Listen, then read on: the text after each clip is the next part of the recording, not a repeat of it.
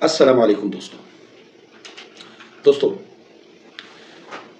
آج جو واقعہ میں بیان کر رہا ہوں اس واقعے پہ کچھ لوگوں کا اعتراض ضرور ہے کہ اگر ایسے ہے تو یہ جو دنیا دارالعمل بتائی جا رہی ہے تو یہ تو پھر ناانصافی ہو گئی۔ مگر دوستو ہم کیا کر سکتے ہیں؟ اللہ تعالیٰ قرآن پاک میں خود فرماتا ہے کہ اللہ الصمد، وہ صمد ذات ہے، اس کی کسی کو کوئی پرواہ نہیں۔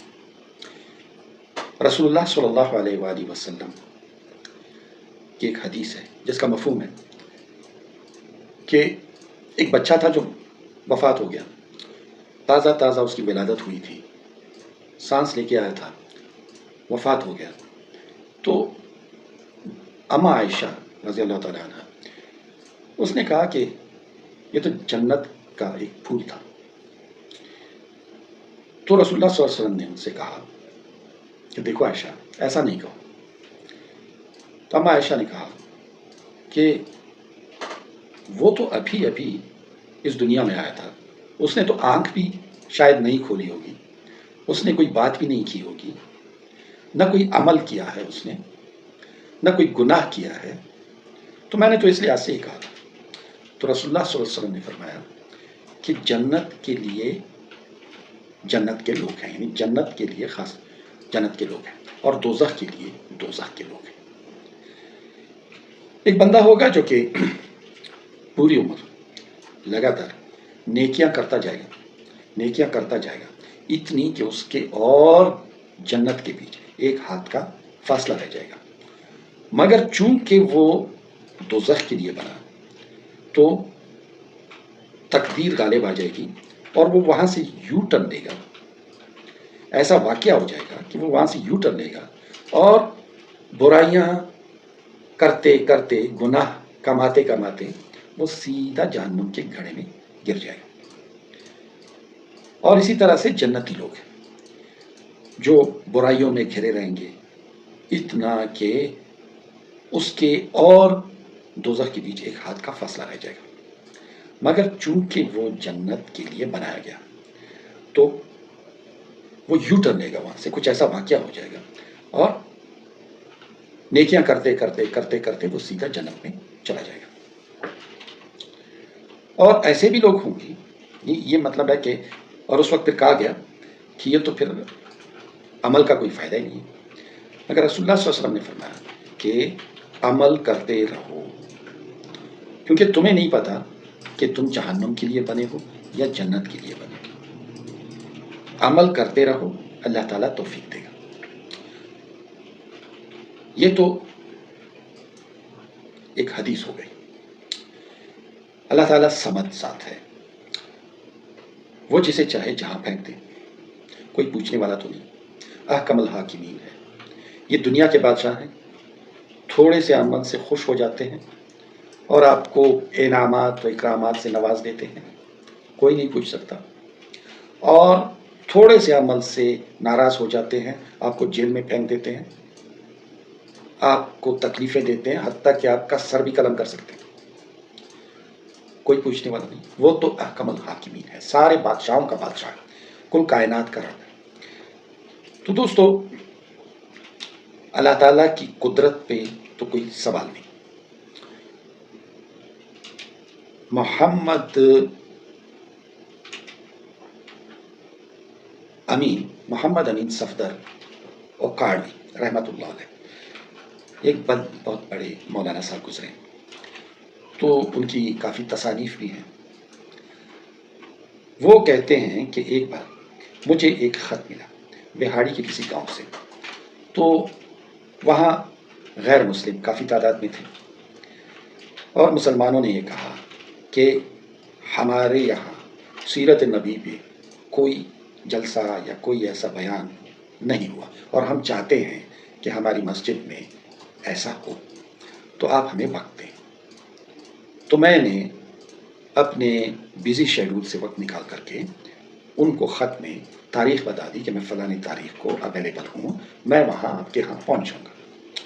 تو وہ تاریخ آئی، میں ریل گاڑی کے ذریعے سے اسٹیشن پہ پہنچا وہاں کے، اور پھر وہاں سے تانگا لے کر کے ان کے گاؤں پہنچا۔ وہاں دیکھا تو گاؤں کے لوگ اور وہاں کے مولانا صاحب یہ سب وہاں پہ اکٹھے تھے۔ میرا استقبال کیا، بٹھایا، بات یہ کی کہ مولانا صاحب ہم شرمندہ ہیں آپ سے، ہم معذرت خواہ ہیں، خواہ مخواہ ہم نے آپ کو تکلیف دی،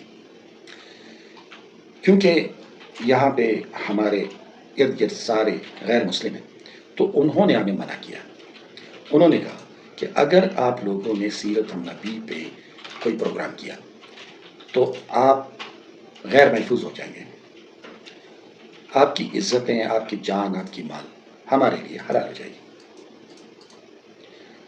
تو اس لیے ہم آپ سے درخواست کرتے ہیں کہ یہ آپ ہدیہ لیں اور یہاں سے واپس چلے جائیں۔ تو مولانا صاحب کہتے ہیں کہ مجھے غیرت آئی کہ اگر میرا سوال ہوتا تو ٹھیک تھا، اگر اس بستی کے لوگوں کا سوال ہوتا تو بھی ٹھیک تھا، مگر یہ تو حضور صلی اللہ علیہ وآلہ وسلم کی عزت پہ وار تھا۔ تو میں نے ان سے کہا کہ نہیں، بیان تو ہوگا۔ انہوں نے بڑی منتیں کی، پاؤں پڑے کہ دیکھیں مولانا صاحب آپ تو چلے جائیں گے، شامت ہماری آئے گی۔ تو میں نے ان سے کہا کہ یہاں پہ کوئی بااثر ایسا فرد ہے جس کی بات لوگ مانیں؟ نے کہا نہیں۔ پھر میں نے کہا کوئی ایسا غنڈہ؟ بولا ہاں ایک غنڈہ ہے۔ میں نے کہا کون؟ بولا نورا ڈاکو۔ میں نے کہا چلو اس کے پاس چلتے ہیں۔ تو وہ نورا ڈاکو کے پاس ہم گئے۔ نورا ڈاکو کے پاس جب ہم پہنچے تو نورا ڈاکو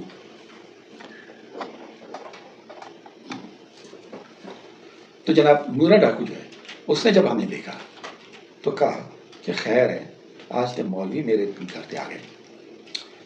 تو میں نے کہا نورے خیر نہیں ہے، نورے غیرت کا سوال ہے، عزت کا سوال ہے۔ بولا کیسے؟ میں نے بولا کہ حضور صلی اللہ علیہ وآلہ وسلم کی عزت کا سوال ہے، اسے بچانا ہے۔ تو فوراً بجلی کی سرعت جیسا وہ کھڑا ہو گیا، بولا چلیں، میں ڈاکو ضرور ہوں مگر بے غیرت نہیں، چل۔ نورا ہمارے ساتھ چل پڑا۔ ہم نے مسجد میں بیان شروع کیا، 3 گھنٹے تک بیان جاری رہا۔ نورا ادھر کھڑا رہا، جب تک بیان چلتا رہا نورا کھڑا رہا۔ جب بیان ختم ہوا تو نورا آ گیا مائک پہ اور لاؤڈ سپیکر پہ بستی والوں کو کہا کہ بستی والوں، میں نورا ڈاکو، آج کے بعد اگر کسی نے مسلمانوں کی طرف ٹیڑھی آنکھ سے بھی دیکھا تو وہ مجھ سے بچ نہیں پائے گا۔ پروگرام ختم ہو گیا، میں تو آ گیا اپنے گھر واپسی میں۔ اب اس واقعے کو بہت سارے مہینے گزر گئے اور واقعہ جو ہے وہ تقریباً میں بھول چکا تھا۔ ایک دن ایک شخص آیا، بڑا نورانی چہرہ تھا اس کا، میرے گھر پہ آیا، امامہ سر پہ امامہ تھا، خوبصورت سی داڑھی رکھی ہوئی تھی، نورانی چہرہ تھا، لبوں پہ زبان پہ درود کا برق تھا۔ تو میں نے اس سے کہا بھائی صاحب آپ کون ہیں؟ میں نے آپ کو نہیں پہچانا۔ تو اس نے کہا مولانا صاحب میں نورا ڈاکو۔ میں نے اس کی طرف دیکھا تو میں نے کہا یہ کیسے ہوا؟ نے کہا مولانا صاحب جس رات میں نے پہرا دیا،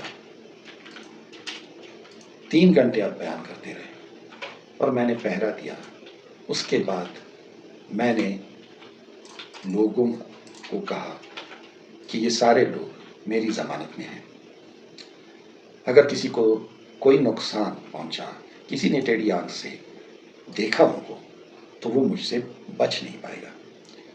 تو مسلمان بھی امن میں آ گئے۔ میں آیا اپنے گھر اپنے ڈیرے پہ. وہاں میں تھکن کی وجہ سے لیٹا. آنکھ لگی. جیسی آنکھ لگی تو ایک نورانی چہرہ حضور صلی اللہ علیہ وآلہ وسلم کا خواب میں آیا. وہ آیا اور میرا ماتھا چوم کے اس نے کہا، نورے، تو نے میری عزت رکھ لی. تجھ سے میں راضی ہوا، اللہ راضی ہوا، اور تیرے تمام گناہ اللہ تعالیٰ نے بخش دیے. بلا جب میری آنکھ کھلی تو میری دنیا ہی پلٹ گئی تھی. مولانا صاحب، وہ دن اور آج کا دن میری کایا پلٹ گئی ہے. میری آنکھیں ہیں کہ ان سے آنسو نہیں رک رہے. یہ میری حالت اب دیکھ رہے ہیں. میں آپ کا شکریہ ادا کرنے کے لیے آیا ہوں. مولانا صاحب، اگر آپ نہ آتے تو میری کایا کیسے پلٹتی، میری آخرت کیسے سنور تھی. مولانا صاحب، میں آپ کا شکریہ ادا کرتا ہوں. دوستو،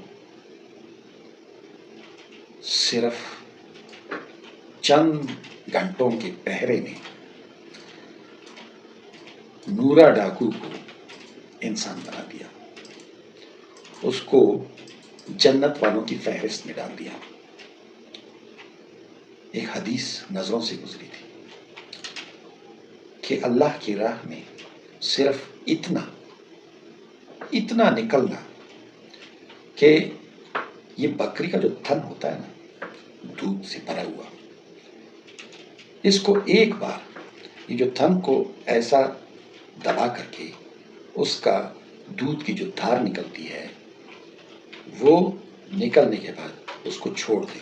صرف اتنا سا وقت اگر اللہ تعالیٰ کی راہ میں کوئی نکلے، یہ وقت اللہ کی راہ میں خرچ کرے، تو یہ اس کے لیے دنیا و ما فیہا سے بہتر ہے. اللہ حافظ.